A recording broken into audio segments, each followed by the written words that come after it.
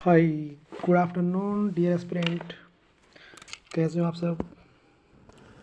आइए हम शुरुआत करते हैं अपने सेकंड लेक्चर की, फिजिक्स की।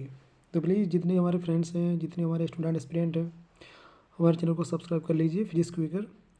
और ये जो लेक्चर सीरीज है फिजिक्स की, इसमें मैं सभी ऑलमोस्ट इम्पोर्टेंट क्वेश्चन जो SSC, MTSC, HSL, CGL, TA, steno, LDC, GD, CPU, UPPSC, railway, RB, JE तक सभी इंपॉर्टेंट क्वेश्चन मैं इसमें इंक्लूड कर रहा हूँ। वो सभी क्वेश्चन जो अब तक एग्जाम में आ चुके हैं, टॉपिक वाइज हम इसमें पढ़ेंगे।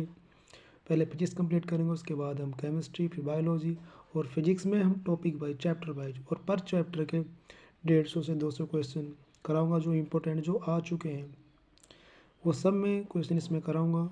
उसके बाद हम इसमें नए क्वेश्चन देखेंगे जो हाल फिलहाल में आए हैं या आ सकते हैं, वो भी देखेंगे। हम प्रैक्टिस सेट भी लगाएंगे। पर हम इस समय जो हम कर रहे हैं वो हम सारे देख रहे हैं जो क्वेश्चन एग्जाम में आ चुके हैं। जितनी ऑल इंडिया एग्जाम में आ चुके हैं उन सब क्वेश्चन को हम इसमें अपनी सीरीज में लाएंगे। ठीक है, आइए स्टार्ट करते हैं। देखिए, मैं एक वीडियो डाल चुका हूँ, उसमें मैंने 50 क्वेश्चन करा दिए हैं, और इसमें नेक्स्ट 50 क्वेश्चन कराऊंगा, यानी कि अब तक 100 क्वेश्चन आपके हो जाएंगे। ठीक है, आइए देखिए, इसमें 51 क्वेश्चन है। जब रंगीन अक्षरों पर जब रंगीन अक्षरों पर कांच की पट्टी रखी जाती है तो कौन सा अक्षर सबसे कम उठा हुआ दिखाई देता है? इसका सही आंसर क्या है? इसका सही आंसर है बी। इसका सही आंसर है सी, बैंगनी। बैंगनी रंग सबसे कम उठा हुआ क्यों दिखाई देता है? इसका कारण क्या है? मैंने आपको जैसे कि लास्ट लेक्चर में बताया था कि इसकी जो वेवलेंथ होती है वो सबसे कम होती है। इसलिए इसका यही कारण है कि इसका प्रकीर्णन ज़्यादा होने की वजह से ये कम उठा हुआ दिखाई देता है। ठीक है, नेक्स्ट देखते हैं। इंद्रधनुष तब बनते हैं जब सूर्य का प्रकाश। देखिए, इंद्रधनुष तब बनते हैं, कब बनते हैं इंद्रधनुष? पहला ऑप्शन है वायुमंडल में वर्षा बूंदों पर गिरने से परावर्तन होने पर प्रकीर्णन हो जाता है।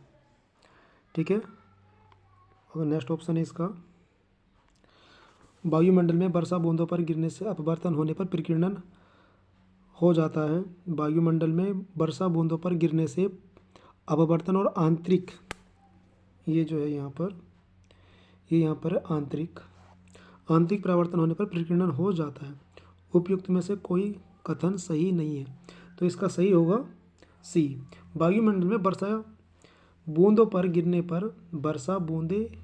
गिरने से अपवर्तन और आंतरिक परावर्तन होने पर प्रकीर्णन हो जाता है। वायुमंडल में जब बारिश पड़ती है तो प्रकाश की, वर्षा की जो बूंदें होती है उस पर प्रकाश गिरने से अपवर्तन और आंतरिक परावर्तन होने पर प्रकीर्णन हो जाता है। ठीक है, इसका आंसर सी है।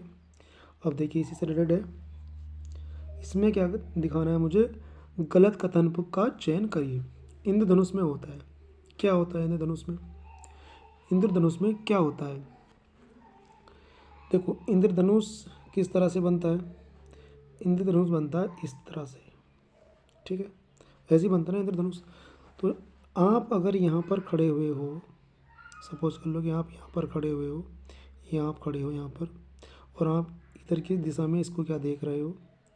आप जो देख रहे हो इसको ऐसे देख रहे हो। ठीक है, आप ऐसे देख रहे हो इसको। तो जो ऊपर वाली लाइन होती है ना, जो सबसे ऊपर वाली लाइन होती है ये वाली, ये लाल होती है, और जो सबसे निचली लाइन होती है वो होती है कौन सी? मेरी बैंगनी। ठीक है, तो जो ऊपर है रेड और जो नीचे है येलो, तो जो आर है इसकी तरंग दैर्घ्य क्या होती है? वेवलेंथ ज़्यादा, और ये वॉयलेट बैंगनी वाले की होती है सबसे कम। यानी कि आपकी साइड में नीचे की ओर जो वक्र के नीचे ये दिखाई जाती है बैंगनी वाली, जो सबसे ऊपर की ये होती है रेड। ठीक है, तो उसने क्या पूछा है? इंद्रधनुष में होता है, इंद्रधनुष में क्या होता है? पृथ्वी की ओर उसके सबसे अंदर के रंग के रूप में बैंगनी प्रकाश, ये प्रकाश यहाँ पर बैंगनी प्रकाश होता है। हाँ, ये बात बिल्कुल ठीक है। ऊपर रेड, नीचे वायलेट, बैंगनी और ऊपर रेड। पृथ्वी की ओर इसका वक्र झुकाव होता है। हाँ, पृथ्वी की ओर देखो झुकी हुई होती है इस तरीके से वक्र के रूप में। आकाश की ओर इसके सबसे बाह्य रंग के रूप में लाल रंग होता है। हाँ, जो इसका सबसे ऊपर का बाहरी बाह्य रंग है वो लाल होता है, लाल प्रकाश। पृथ्वी की ओर इसके सबसे अंदर के रंग के रूप में लाल वक्र लाल प्रकाश होता है। ये गलत है, ये गलत है। तो इसका मतलब इसका आंसर जो है ये वाला डी ऑप्शन इसका सही है। पृथ्वी की ओर इसके अंदर के रंग के रूप में लाल नहीं होता, तबकि कौन सा होता है? बैंगनी। बैंगनी, ठीक है। ओके, नेक्स्ट देखते हैं।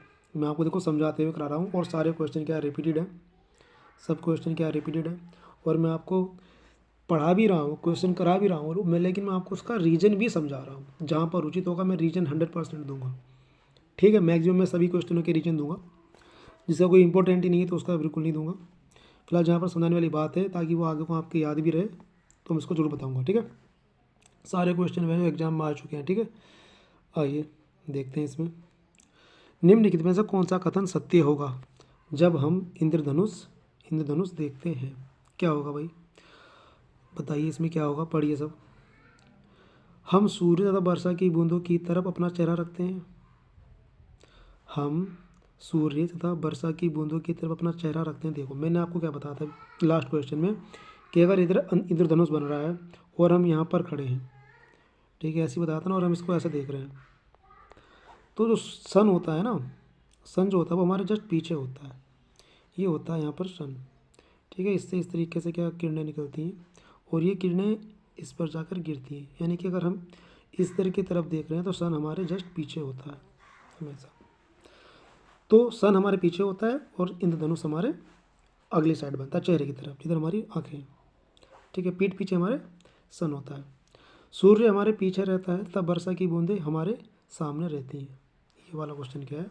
ठीक है, सही है ये वाला क्वेश्चन, ठीक है। ओके, नेक्स्ट आगे देखते हैं।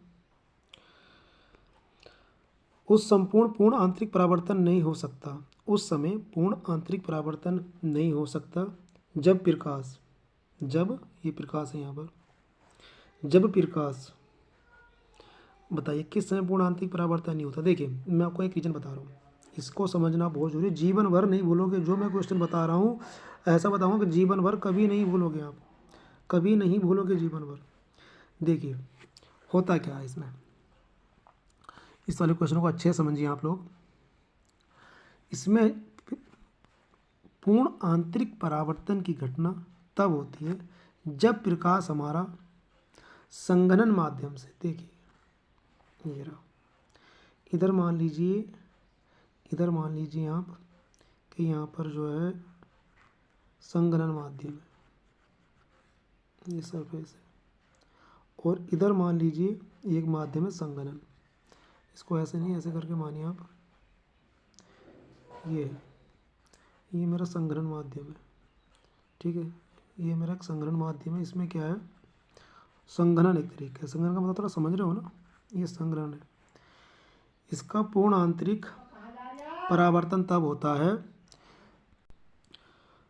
पूर्ण आंतरिक परावर्तन तब होता है जब ये प्रकाश हमारा, देखो इधर सिंपल सा है, जब प्रकाश हमारा इस संघनन माध्यम से विरल माध्यम में आता है, इस संघनन माध्यम से विरल माध्यम में आता है, इस संघनन माध्यम से विरल माध्यम में हमारा प्रकाश आता है।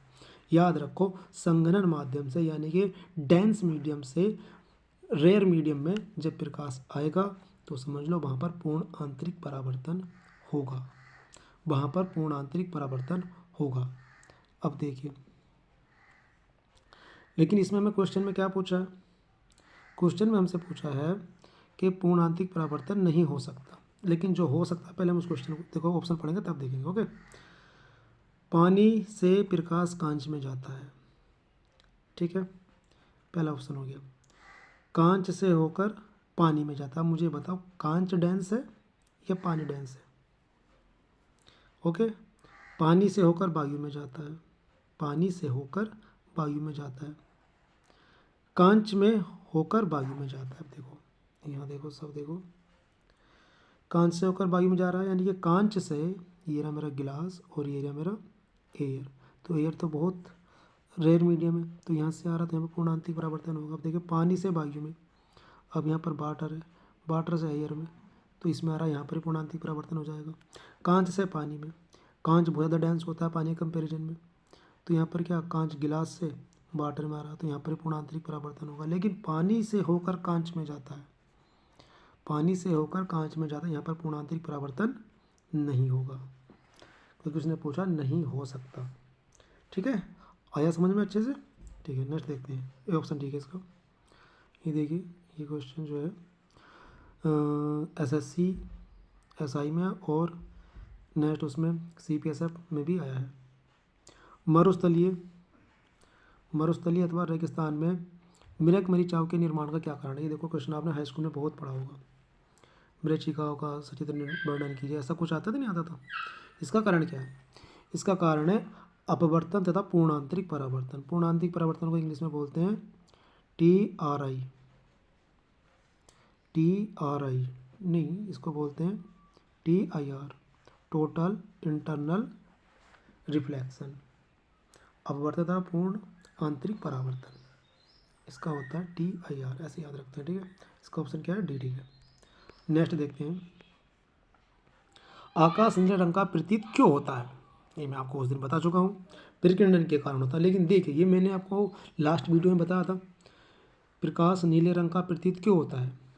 क्योंकि आकाश नीले रंग का प्रतीत क्यों होता है? क्योंकि आकाश जब हम अपनी पृथ्वी से देखते हैं तो वो नीला दिखाई देगा, लेकिन अगर हम इसी को अंतरिक्ष में जाके देखें तो ये दिखाई देगा हमको, कैसा दिखाई देगा हमको? ये हमको दिखाई देगा काला रंग का, क्योंकि वहाँ पर धूल के कण बिल्कुल नहीं है। तो यहाँ पे तो सारे प्रकीर्णन बढ़ दिए, हम इसको कैसे पता पड़ेगा कि कौन सा? तो इसका ऑप्शन है आकाश नीले रंग का प्रतीत होता है। इसका अब देखो, इसको हम कैसे याद रखें यार कि तो प्रकीर्णन तो सब में ही है। इसको याद कैसे करना है? इसका रीजन है, जब किसी माध्यम में कणों के द्वारा तरंग दैर्ध्य में बिना परिवर्तन के होने वाले प्रकीर्णन को रेले प्रकीर्णन कहते हैं। याद रखो, किसी भी माध्यम में अगर तरंग दैर्ध्य में कोई परिवर्तन नहीं होता तो उस प्रकीर्णन को रेले प्रकीर्णन कहते हैं।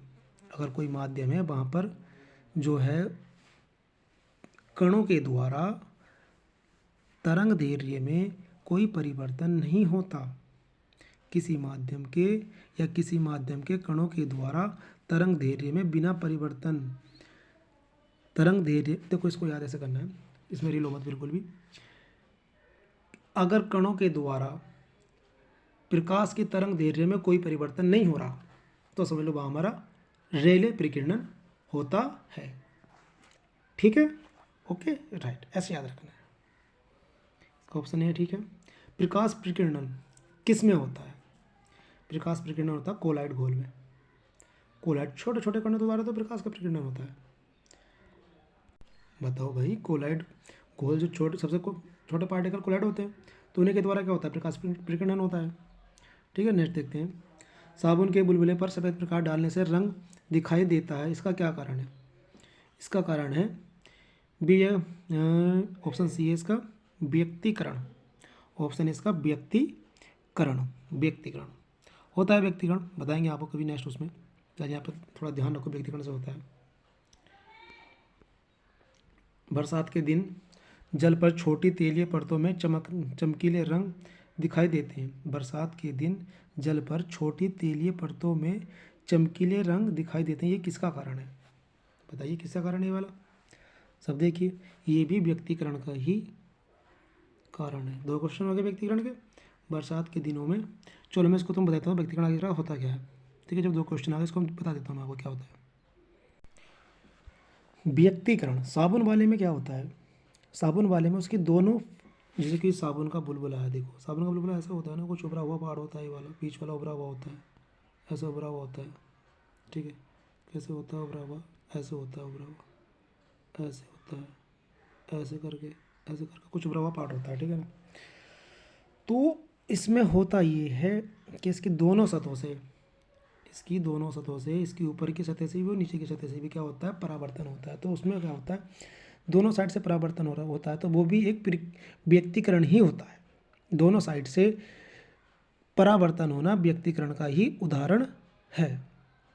ठीक है, थोड़ा सा आइडिया लगे ना, किसी दिन को इसको अच्छे से समझाऊंगा छोटी सी वीडियो बना के। ठीक है, फिलहाल उसकी यहाँ इतनी इंपॉर्टेंस ही नहीं है, बस समझ लीजिए व्यक्तिकरण के उदाहरण है, यही आ सकता है।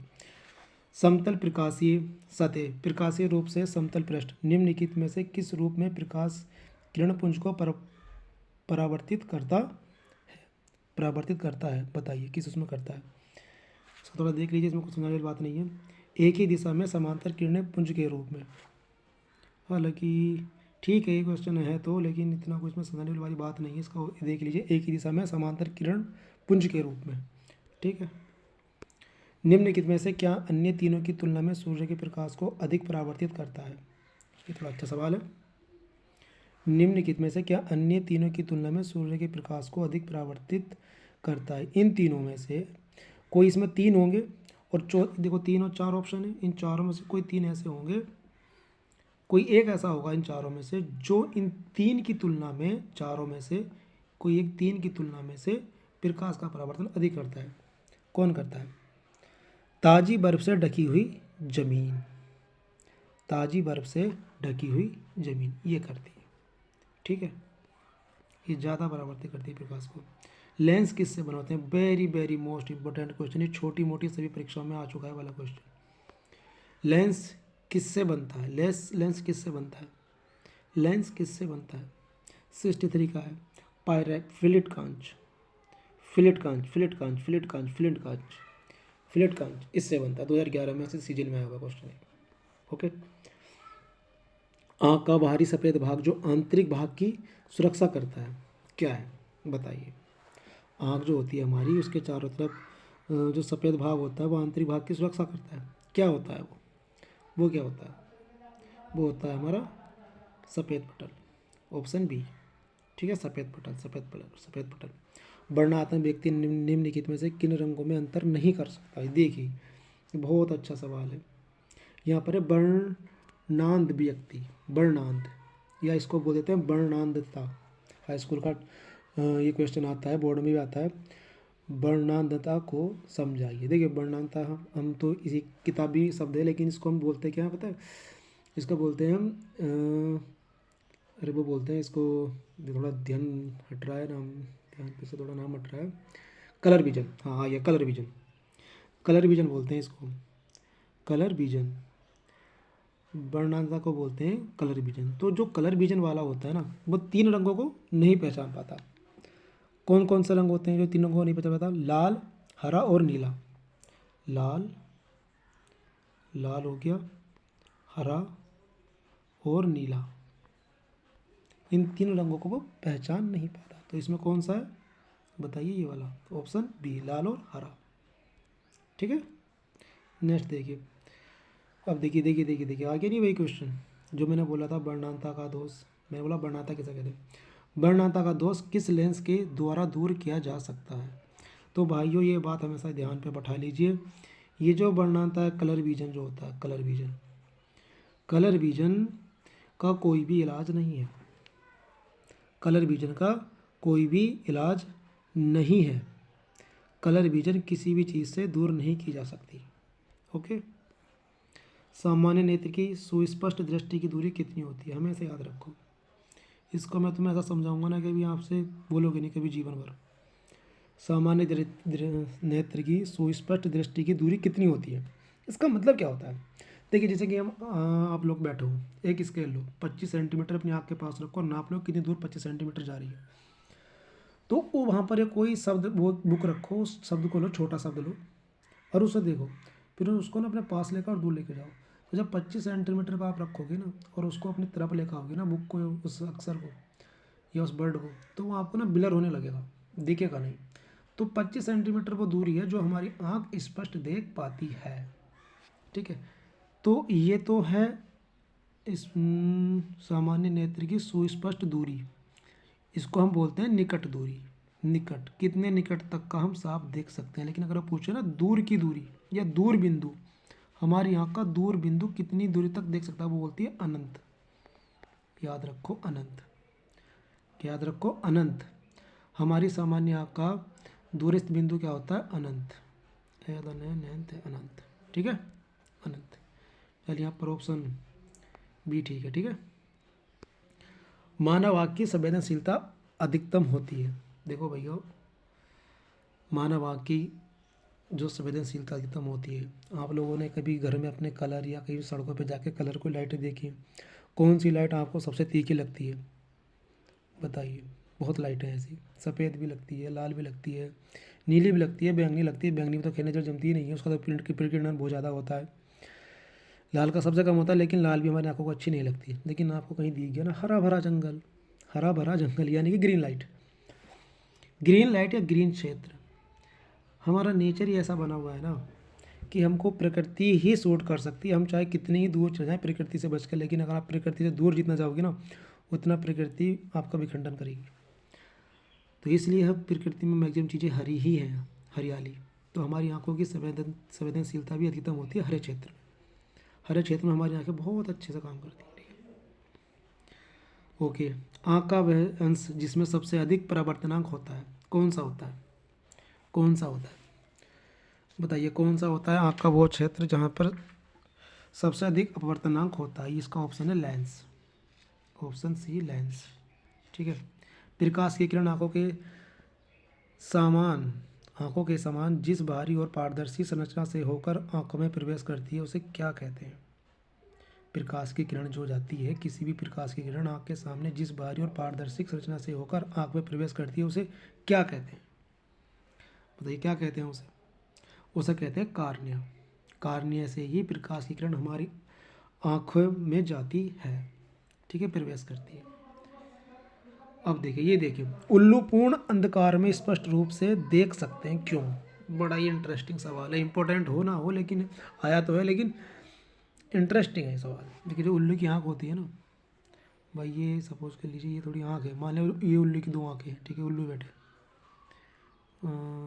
ये बैठे, ये बैठा उल्लू। बड़ा बनना है यार, उसके बराबर नहीं बनना। अब बराबर बना। तो उल्लू की आँख में क्या होता है? उल्लू की आँख में ना रोड होती है बहुत, अभी उसमें ना लोहे की रोड होती है क्या? ठीक है, रोड होती है। रोडों की संख्या क्या है उसकी आंखों में अधिक होती है। तो ये रोड ना रात के समय ना आगे निकल जाती है, कुछ आगे, इससे थोड़ा आगे निकल जाती है, इससे आगे। तो इतना क्षेत्र जो होता है ना उल्लू का, ये और देखने की क्षमता को, उसकी आँख की तीव्रता को बढ़ा देता है। अरे देखो क्या होता है, आपके पास कभी कोई मोबाइल होगा, बहुत से मोबाइल क्या होते हैं, जैसे कोई ये मोबाइल है, ठीक है, ये मोबाइल है, तो कभी कभी ऐसा होता है कि हमने बहुत से मोबाइल ऐसे देखे हैं जिनमें जो है कैमरा ऊपर निकलता है ऐसे। अब वो ऊपर निकला तो क्या हो गया, वो ज़्यादा एरिया देख पा लेगा, यानी कि ज़्यादा एरिया वो देख लेगा। तो ऐसी उल्लू की आँख में होता है, उल्लू की इतनी आँख ना बाहर निकल आती है, ये इतना पोर्सन बाहर निकल आता है, तो उसकी रोड है जो आगे निकल आती है, तो उसके का और एरिया देखने की क्षमता बढ़ जाती है। तो बस इसी वजह से उल्लू रात में भी आँखों से देख पाता है। इसका ऑप्शन क्या होगा? ऑप्शन होगा इसका बी ठीक। रोड के साथ उसकी बड़ी बड़ी आँखों के गोले आगे की तरफ निकलते हैं जो उसको द्विनेत्री दृष्टि प्रदान करता है, यानी कि दो आँखों के बराबर देखने की क्षमता प्रदान करता है। ओके। किसी वस्तु का प्रतिबिंब रेटिना पर कितने सेकंड तक बना रहता है? देखिए इसका मतलब क्या है।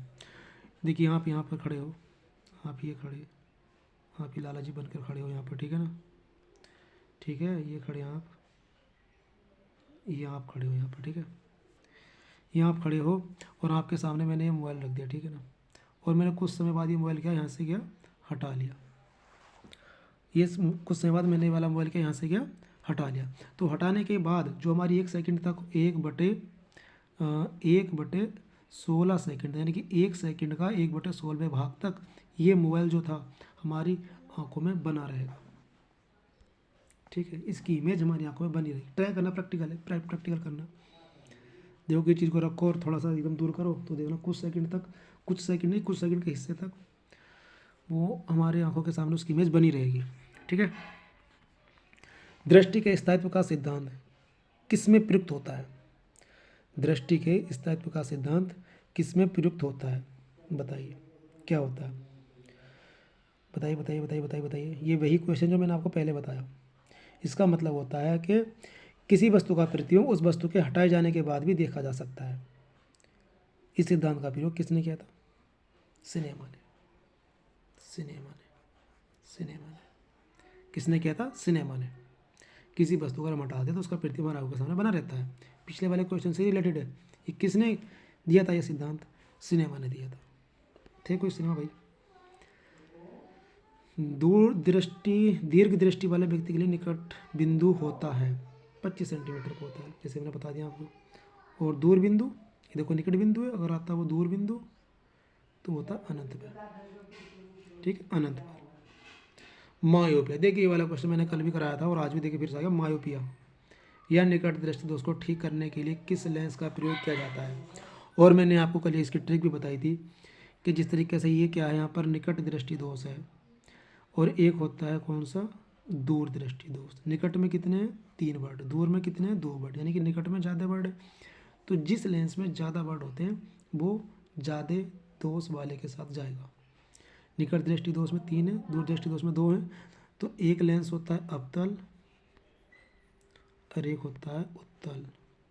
ज़्यादा वर्ड किसमें, अवतल में, तो अवतल वाला जाएगा निकट के साथ और दूर जाएगा उत्तल के साथ। यानी कि दूर दृष्टि दोष के ठीक करने के लिए उत्तल लेंस का प्रयोग हम करते हैं और निकट दृष्टि दोष के लिए अवतल लेंस का। तो इसका कौन सा होगा, मायोपिया निकट दृष्टि दोष है तो इसके लिए अवतल लेंस, इसका होगा अवतल लेंस। ठीक है, ओके।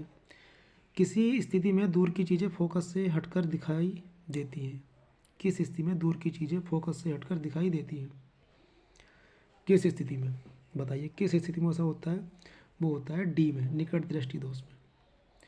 दूर की चीज़ें फोकस से हटकर दिखाई देती हैं, यह दूर निकट दृष्टि दोष का कारण। ठीक है, एक आदमी 10 मीटर से ज़्यादा दूर स्पष्ट नहीं देख सकता, वह किस रोग से ग्रस्त है? यानी कि हाँ भी एक चीज़ और याद रखो, एक होता है मेरा निकट दृष्टि दोष जैसे कि ये रहा, एक होता है मेरा दूर दृष्टि दोष। ये होते क्या है, देखो निकट वाले में, इसको याद रखो, मैंने इसको पहले एक दूसरे चैनल पर अपनी वीडियो बना के डाल रखी है। निकट, तो निकट में निकट की वस्तुएं साफ दिखाई देंगी। निकट दृष्टि दोष में निकट की वस्तुएं साफ दिखाई देंगी और दूर दृष्टि दोष में दूर की वस्तुएं साफ दिखाई देंगी। बस यही याद रखो, दूर दृष्टि दोष, दूर दृष्टि दोष में दूर की वस्तुएं साफ दिखाई देती हैं या स्पष्ट। दूर को दूर से रिलेट करो और स्पष्ट, दोनों में। निकट में निकट से रिलेट करो और स्पष्ट। निकट वाले में निकट की स्पष्ट दिखाई देंगी, दूर वाले में दूर की स्पष्ट दिखाई देंगी। इस तरह से याद रखना है। ठीक है, ओके। नेक्स्ट देखते हैं, मानव की आंखों में दूर दृष्टि दोष को ठीक किया जा सकता है, बताइए किसके द्वारा? ये मैं आपको बता चुका हूँ, अभी बताया मैंने पहले कुछ क्वेश्चन पहले कि दूर दृष्टि दोष को ठीक करने के लिए उत्तल है, क्योंकि 2 वर्ड है, कम लें। देखो ये अवतल है, ये उत्तल है, कम शब्द किसमें, उत्तल वाले में। दूर दृष्टि दोष में कम है, उत्तल लेंस में कम है, तो इसको करेंगे इससे। और होता है निकट, तो उसके लिए क्या होता है, अवतल। इसका आंसर है डी। ठीक, ओके, ठीक है।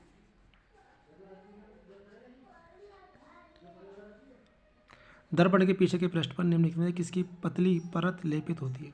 देखिए कोई दर्पण होता है, आपके घरों में होता है ना मिरर, अब वो रिफ्लेक्शन का काम कब करेंगे, जब इनके पीछे हम क्या करेंगे, तो हम इनके पीछे सिल्वर नाइट्रेट की, सिल्वर नाइट्रेट नहीं, इसमें होगा सिल्वर, इसके पीछे हम सिल्वर का लेप कर देंगे, उसकी एक परत चढ़ा देंगे।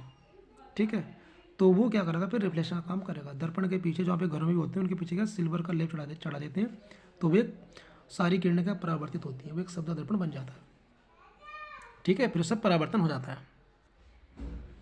ओके, नेक्स्ट देखते हैं, दंत विज्ञान दंत चिकित्सक द्वारा किस दर्पण का प्रयोग दांतों की बड़ी छवि देखने के लिए करता है? अच्छा क्वेश्चन है, याद रखिए, इसमें कुछ समझाने वाली बात नहीं है। इसका ए अवतल दर्पण। ओके, नेक्स्ट देखिए, अवतल दर्पण द्वारा स्क्रीन सीमा के सतह पर्दे पर बनने वाला प्रतिचित्र कहलाता है। देखिए अवतल दर्पण कैसा बनाता है, कैसी तस्वीर बनाता है अवतल दर्पण, बताइए अगर किसी को याद हो तो। अवतल दर्पण हमेशा वास्तविक बनाता है और आभासी भी बनाता है, आभासी। ठीक है, क्या होता है, आभासी और वास्तविक, ये दोनों बनाता है। ठीक है, लेकिन यहाँ पर ऑप्शन में क्या दिया गया है, दोनों ने एक साथ नहीं दिए गए, तो यहाँ पर वास्तविक, तो वास्तविक ही हम यहाँ पर लिखेंगे। और वास्तविक मैंने तुमको लास्ट वीडियो में बताई थी, जो वास्तविक पिक्चर बनती है वो हमेशा उल्टी बनती है, बताई थी ना मैंने आपको। इस तरीके से चित्र भी बनाया था और ऐसे मैंने बताया था इसका सिर नीचे हो जाता है। तो जहाँ कहीं भी वास्तविक पिक्चर बनेगी वो हमेशा उल्टी ही बनती है, ठीक है, याद रखना है। ओके। किस वस्तु का आवर्धित और आभासी प्रतिबिंब प्राप्त करने के लिए प्रयोग किया जाता है? आभासी प्रतिबिंब बताइए क्या होगा इसका, पढ़िए क्वेश्चन देखिए, मैं इसको बता दे रहा हूँ। इसका जो आंसर होता है वो होता है अवतल दर्पण। किसी वस्तु का आवर्धित और आभासी प्रतिबिंब प्राप्त करने के लिए प्रयोग किया जाता है अवतल दर्पण। देखो पहले उसने क्या बनाया था, जिससे लास्ट क्वेश्चन था उसमें बनाया था उसने वास्तविक, और ये आभासी भी बनाता है। ये डिपेंड किस पे करता है, ये डिपेंड करता है वस्तु की स्थिति पर। सपोज कर लो ये मेरा उत्तल दर्पण अवतल दर्पण रखा है, ये मेरा मुख्य अक्ष है, तो वस्तु रखी कहाँ पर है, अनंत से आ रही है, ये इस फोकस बिंदु से इस पोल के बीच में कहीं रखी है, इस पर डिपेंड करता है, ठीक है, कि प्रतिबिंब की स्थिति प्रकृति क्या होगी, ये इस पर डिपेंड करता है। तो इस क्वेश्चन को याद कर लीजिए, अवतल दर्पण इसका क्वेश्चन है, आंसर है, ठीक है। अवतल लेंस हमेशा किस प्रकार का प्रतिबिंब बनाता है, अवतल लेंस। अब देखिए यहाँ पर अवतल लेंस, देखिए वहाँ पढ़ा हमने क्या, अवतल दर्पण, अब तो दो क्वेश्चन हमने अवतल दर्पण पे किए। अब यहाँ पर क्या आ गया, अवतल लेंस। तो अवतल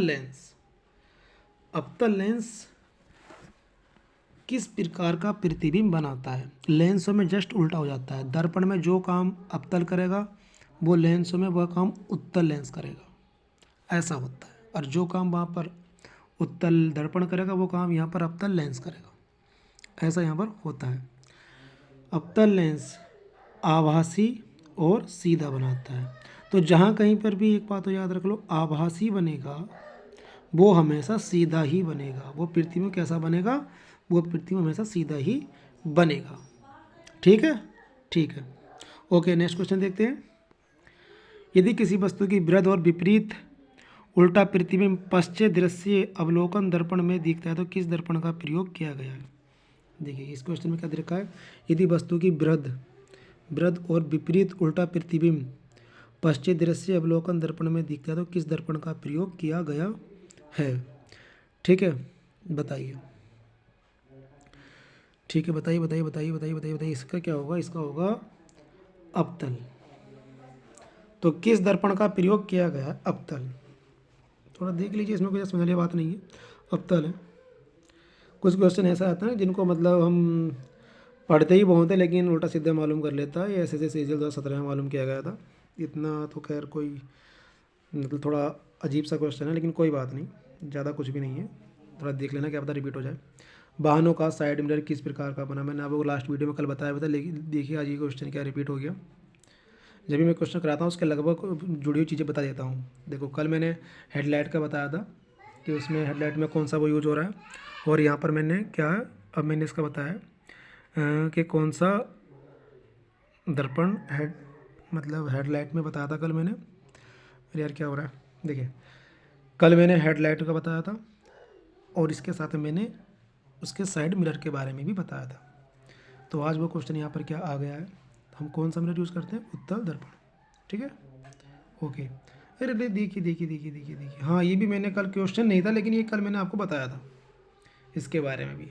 हेडलाइट से रिलेटेड जब क्वेश्चन आता था मैंने उसके साथ और चीज़ें ही बता दी थी।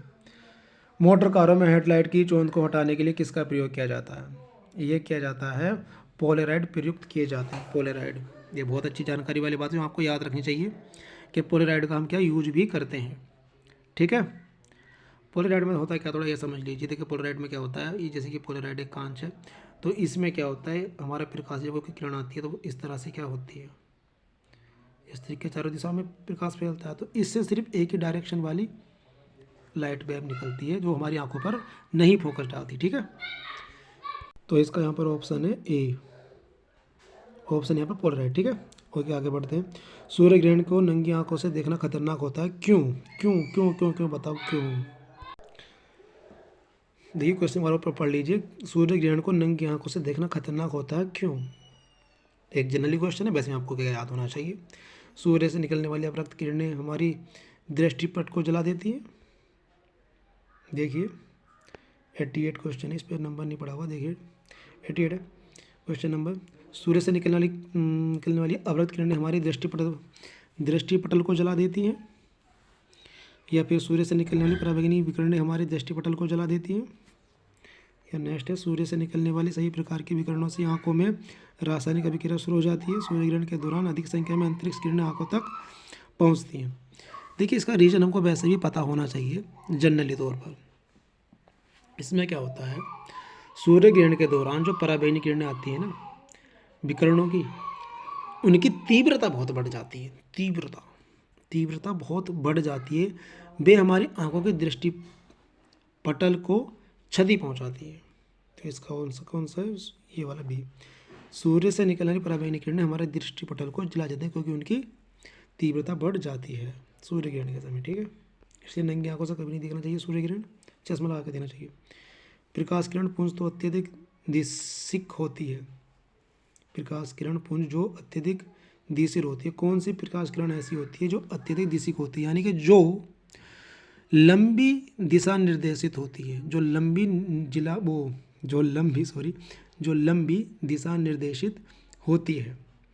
ये है ना अत्यंत दिशिक, इसका मतलब है लंबी दिशा निर्देशित होती है, या फिर उसमें ऊर्जा युक्त यानी कि अत्यधिक ऊर्जा होती है। वैसी कौन सी किरण, वो है लेजर। सुना है कभी लेजर किरण आदमी को काट देती है, किसी चीज़ को काट देती है लेजर। ठीक है ना, किसके अंदर अत्यधिक ऊर्जा होती है। और फिर ये क्या है, लंबी दिशा निर्देशित होती है। किसने प्रथम कार्यकारी लेंसर का आविष्कार किया था, किसने किया था बताइए। TH मेनन, इसको याद करें, TH मेनन ने। ठीक है, ओके नेक्स्ट देखते हैं। होलोग्राम क्या होता है, होलोग्राम क्या होता है बताइए, होलोग्राम क्या होता है। होलोग्राम क्या होता है, ये है फोटोग्राफी रिकॉर्ड को बनाने के लिए त्रिविमीय प्रतिबिंब। बस इसको ऐसे याद कर लीजिए। ओके, होलोग्राम क्या होता है, ऑप्शन सी है। देखिए, प्रकाशीय फाइबर का उद्देश्य है। देखिए, इसको प्रकाशीय फाइबर ये होता है, ऑप्टिकल फाइबर बोलते हैं इसको इंग्लिश में। ऑप्टिकल फाइबर आजकल बहुत ज़्यादा यूज किया जाता है। ऑप्टिकल फाइबर के अंदर होता है ये इस तरह से कुछ ऐसे इसकी संरचना होती है। मान लीजिए ऐसे है, अगर इससे हम कोई भी इलेक्ट्रिकल या इलेक्ट्रिकल लाइट देते हैं तो वो यहाँ से हम इलेक्ट्रॉनिक सिग्नल के तौर पर प्राप्त कर लेते हैं। ये प्रकाशीय फाइबर का उपयोग कहाँ पर किया जाता है, पेट के ऑपरेशन में किया जाता है। बहुत इंपॉर्टेंट क्वेश्चन है, इसको 5 स्टार लगा लीजिए, बहुत ज़्यादा इंपॉर्टेंट क्वेश्चन है वाला। इसके अंदर पूर्णांतिक परावर्तन होता है। इसमें जो हम सिग्नल भेजते हैं उसकी स्पीड बहुत ज़्यादा होती है, और एक साथ हम बहुत सारे इसमें तार होते हैं, उनके माध्यम से बहुत सारे सिग्नल एक साथ भेज सकते हैं। ठीक है, और इसमें क्या है, हमारा कुछ भी चीज़ चोरी नहीं होती। चोरी का मतलब कोई हमारा सिग्नल इसमें चुरा नहीं सकता, क्योंकि इसका सिग्नल चुराने के लिए हमको एक प्रॉपर सिस्टम की ज़रूरत होती है जो आसानी से कहीं नहीं मिलता। तो इसलिए कोई भी इसके सिग्नल को एक्सेप्ट नहीं कर सकता। किसी ने अगर चोरी भी करने की कोशिश करी तो वो सिस्टम उसको जल्दी से मिलेगा नहीं, तो वो आसानी से चोरी करेगा नहीं। ठीक है, पहले होता था किसी तार की लाइन काट ली, उसने वहाँ से जोड़ लिया और उसकी बात सुन ली, ऐसा होता था। लेकिन अब ऐसा नहीं होता, क्योंकि ऑप्टिकल फाइबर ने बहुत चीज़ें आसान कर दी हैं। तो ये किस में होता है, देखिए इसमें होता किस में होता है, मतलब ऑप्टिकल फाइबर का उद्देश्य क्या है, विभिन्न रंगों के प्रकाश को परावर्तित करता है। प्रकाश को घटकों रंगों में बिखराना, विभिन्न रंगों के प्रकाश को अपवर्तित करना, विभिन्न रंगों के प्रकाश का संचरण या समावेश करना। बताइए क्या होगा इसका आंसर। जैसा मैंने बताया, विभिन्न रंगों के प्रकाश का संचरण या समावेश करना, और ये भी आ सकता है कि पेट के ऑपरेशन में जो एडोस्कोपिक बोलते हैं, और किसी इलेक्ट्रिक सिग्नल में इसका यूज किया जाता है। ETC बहुत ज़्यादा एग्जाम्पल है इसके। ठीक है ना, पढ़ लीजिएगा कहीं अगर आपको मिले तो, अगर इसके बारे में यूट्यूब पे भी आप पढ़ लीजिएगा। ठीक है, नेक्स्ट क्वेश्चन देखते हैं। समतल दर्पण द्वारा बना प्रतिबिंब जो दर्पण सतह पर नहीं प्राप्त किया जा सकता। मैंने आपको कल ये वीडियो में बताया था, वो दर्पण जो प्रतिबिंब जो सतह पर प्राप्त नहीं किया जाता वो क्या होता है, वो होता है हमारा आभासी प्रतिबिंब। जैसे कि आप किसी मिरर में खड़े हो, अपना फोटो देख रहे हो, तो उस फोटो को आप कहीं पर पीछे पर्दे पर नहीं ले सकते। जिस चीज़ को नहीं ले सकते वो होता है हमारा आभासी, और जिसको ले सकते हैं वो होता है हमारा वास्तविक प्रतिबिंब। ओके, नेक्स्ट देखिए। हाँ, इसका है आभासी प्रतिबिंब, ए है इसका 93 का ए। ठीक है, 93 का ए। ओके, अब देखिए 94 पर आ जाइए। जब एक वस्तु को दो समांतर समतल दर्पण के मध्य रखा जाता है तो बनने वाले प्रतिबिंबों की संख्या क्या होती है। देखिए इंटरेस्टिंग क्वेश्चन है, आपने प्रैक्टिकल सब बच्चों ने किया है, 2017 में इसमें क्वेश्चन पूछा गया है, लेकिन आप सब बचपन में ही चीज़ें देख चुके हो। एक दर्पण देखो भाई साहब, ये रहा।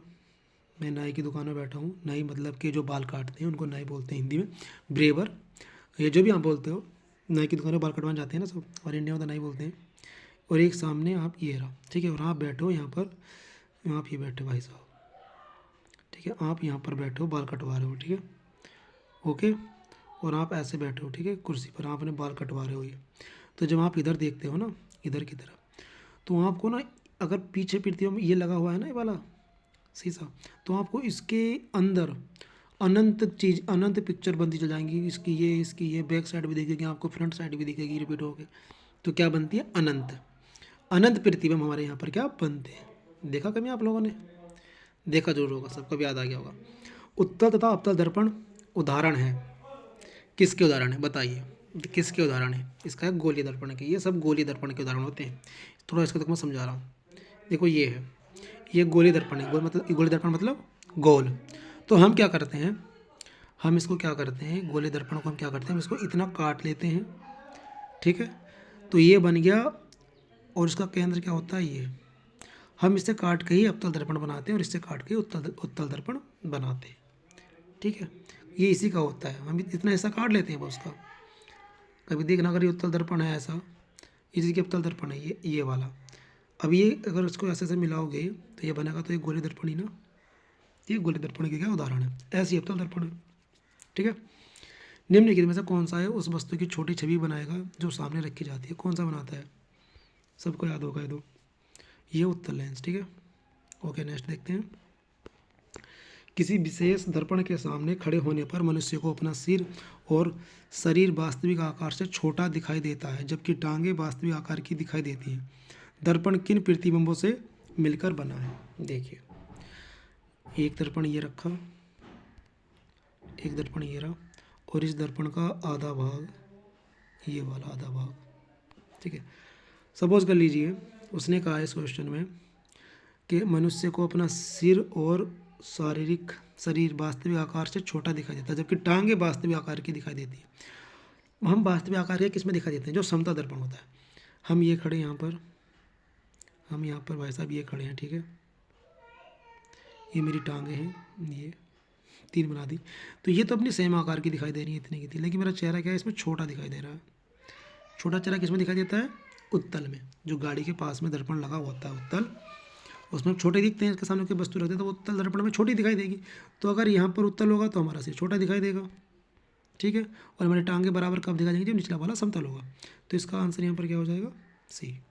ओके, समझ में आ गया? देखो प्रॉपर समझा रहा हूँ मैं, भले ही चाहे कहोगे ना कि हम रट लेंगे, ये कर लेंगे, वो कर लेंगे, ठीक है भाई, रटोगे तुम जरूर, लेकिन समझ लो ना एक बार, फिर भी समझोगे तो फिर नहीं भूलोगे, तब रटने की जरूरत नहीं है। ओके। 98, आवर्धन लेंस ग्लास लेंस प्रयुक्त होता है। 98, बताइए क्या होगा इसका? इसका होगा उत्तल। मैं इसको ऐसे याद कर लीजिए, आवर्धन लेंस प्रयुक्त होता है उत्तल, ठीक है। ओके, प्रबंधन लेंस क्या होता है? प्रबंधन लेंस 99 क्वेश्चन है। प्रबंधन लेंस क्या होता है? इसका होता है, देखिए इसका क्या होता है, ये एक परिवर्तनीय फोकस दूरी वाला लेंस है। परिवर्तनीय फोकस दूरी वाला लेंस है। देखो इसका मैं आपको बता रहा हूँ। आप जैसे कि आपके पास ये मोबाइल है, यहाँ पर कोई एक ऑब्जेक्ट रखा है और ये आपसे बहुत दूरी पर है, यहाँ से क्या दूरी बहुत है, तो हम क्या करेंगे, उसको थोड़ा जूम करेंगे। हम क्या करेंगे, इस इमेज को थोड़ा सा यहाँ पर जूम कर लेंगे, इतना बड़ा कर लेंगे, तब इसका फ़ोटो खींचेंगे। तो यही होता है कि उसकी फोकस दूरी को हमने जो ये पूरी फोकस दूरी हमने इसको क्या कर लिया, इतनी फोकस दूरी को जिसके बीच की दूरी थी इसको हमने परिवर्तन कर लिया और हमने उसका पिक्चर ले ली। तो यहाँ पर क्या हमारा फ़ोटो आ गया। तो यही तो है, ये एक परिवर्तित फोकस दूरी वाला लेंस है जिससे हम फोकस कर लेते हैं, दूरी बदल लेते हैं फ़ोटो की। है तो देखो हमसे बहुत दूर, लेकिन हम बहुत नज़दीक नहीं ले आते उसको और हम पिक्चर ले लेते हैं। तो बस यही होता है परिवर्तन लेंस, जो आपके मोबाइल में भी होता है। अब आइए, संयुक्त सूक्ष्मदर्शी क्या है? लास्ट क्वेश्चन है, ठीक है ना। ये एसएससी ये है, यहाँ पर एसएससी जीडी में देखो 2013 में आया है। संयुक्त सूक्ष्मदर्शी क्या है? तो इसका है वह सूक्ष्मदर्शी जिसमें लेंस के 2 सेट होते हैं। वह सूक्ष्मदर्शी जिसमें लेंस के 2 छोटे छोटे सेट होते हैं। इसमें क्या होता है, इसमें हम छोटी से छोटी वस्तु को बड़ा करके देख लेते हैं। इसमें दो जो होते हैं, 2 उत्तल लेंस छोटे छोटे एक साथ रखे रहते हैं। इसमें 2 उत्तल लेंस और 2 उत्तल लेंस एक साथ हम इसमें रख देते हैं। जो छोटी से छोटी वस्तु का उसका प्रतिबिंब बड़ा बना देते हैं ये, इसलिए इसका बोला संयुक्त वस्तु को हम बड़ा बना लेते हैं। ये एक प्रकाशीय यंत्र है, संयुक्त सूक्ष्मदर्शी एक प्रकाशीय यंत्र है जो छोटे से छोटे ऑब्जेक्ट को बड़ा करके दिखा देते हैं। ठीक है, ओके। तो ये रही आपके आज पूरे 100 क्वेश्चन हो गए। मैंने सेकंड वीडियो डाल दी। तो कैसी लगी मेरी वीडियो? देखो बहुत मेहनत करता हूँ, बोलता ही हूँ काफ़ी हूँ। तो बस कुछ नहीं चाहिए मुझको, मैं लाइक कर दीजिए और अपना अच्छे से पढ़िए। अगर किसी को PDF चाहिए तो आप मुझे मेरे व्हाट्सअप नंबर पर मैसेज कर दीजिए 9810891284। ये 12 है, 9810891284। इसे मुझे व्हाट्सअप कर दीजिए, मैं आपको PDF इसकी क्या भेज दूँगा। ठीक है, और अपना पढ़िए अच्छे से, सारे क्वेश्चन इंपॉर्टेंट कराऊंगा। और हाँ, मेरी वीडियो कैसी लगी आप मुझे इसको कमेंट में ज़रूर बताइए। मैं इस थोड़ा मोटिवेट होता हूँ जब भी आप कुछ बताते हो। प्लीज़ मुझे बताइए इस वीडियो के बारे में कि मुझमें और इसमें क्या मॉडिफाई करूँ। जैसे सब कुछ इंपॉर्टेंट बता रहा हूँ, लेकिन आप फिर भी बताइए कि इसमें और क्या सुधार कर सकते हैं। अपने सजेशन दीजिए अपना कि वीडियो कैसी लगी। लाइक और सब्सक्राइब प्लीज़ कीजिए, कुछ नहीं चाहिए, बस लाइक और सब्सक्राइब चाहिए। ठीक है, बाकी अपना आप लोगों के प्यार से हम आगे बढ़ते हैं। ठीक है, थैंक यू सो मच। अच्छे में तैयारी करते रहिए, नेक्स्ट वीडियो जल्दी आएगी। ठीक है, अब के क्या है, मैं SSC के सारे जो भी रिपीट क्वेश्चन सब खत्म हो जाएंगे। उसके बाद मैं UPPSC के लाऊंगा, जो भी मतलब इंपॉर्टेंट सब कराऊंगा सब, डोंट वरी। फिजिक्स के लिए आपको कोई दूसरा चैनल पकड़ने की ज़रूरत ही नहीं है। मैं थ्योरी भी पढ़ा रहा हूँ क्वेश्चन के साथ उनका रीजन भी बता रहा हूँ। ठीक है, तो okay, bye, take care, thank you so much.